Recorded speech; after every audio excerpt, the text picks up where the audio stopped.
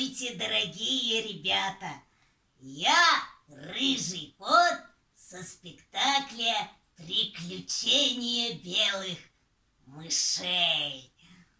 Надоело лежать в этой самоизоляции. Как же я соскучился по вам и по театру. Ну ладно, чтобы не было скучно, сегодня актриса Светлана Имамуддинова прочитает вам сказку, японскую сказку «Самый красивый наряд». Здравствуйте, дорогие ребята! Вы готовы слушать сказку? Тогда начнем.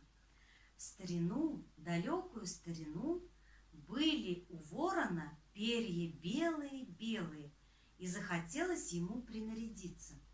Вот и полетел ворон к сове. В те времена сова была красильщицей. Она красила всем птицам перья, в какой только цвет они захотят. Красный, синий, бирюзовый, желтый. И вот ворон прилетел к сове и говорит: «Госпожа сова, выкрась мой наряд в самый красивый цвет.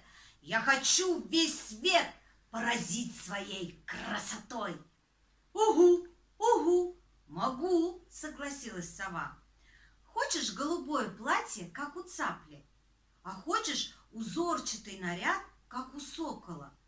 Или же пестрый, как у дятла?» «Нет, выбери для меня цвет совсем невиданный, чтобы другого такого наряда ни у одной птицы не было», — говорит ворон. Стряхнул с себя ворон свое белое оперенье, а сам улетел. Думала сова, думала, какой цвет самый невиданный, и выкрасила перья ворона в черный-черный цвет. Прилетел ворон и спрашивает: «Хорош ли наряд у меня получился?»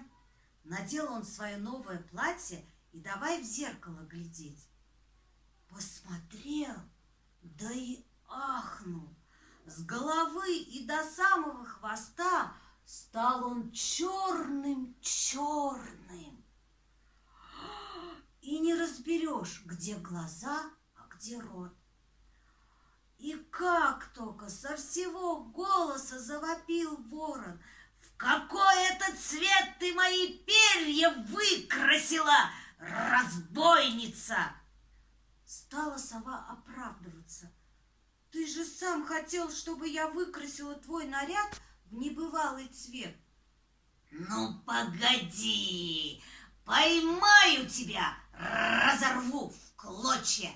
Теперь мы враги навсегда», — злобно закаркал ворон. С той поры, как увидит он сову, так и бросается на нее. Вот почему сова днем прячется в дупле, не показывается она на свет, пока ворон днем летает. Ну, дорогой рыжий кот, вот и сказки конец, а кто слушал, молодец. До свидания, дорогие ребята. Спокойной ночи.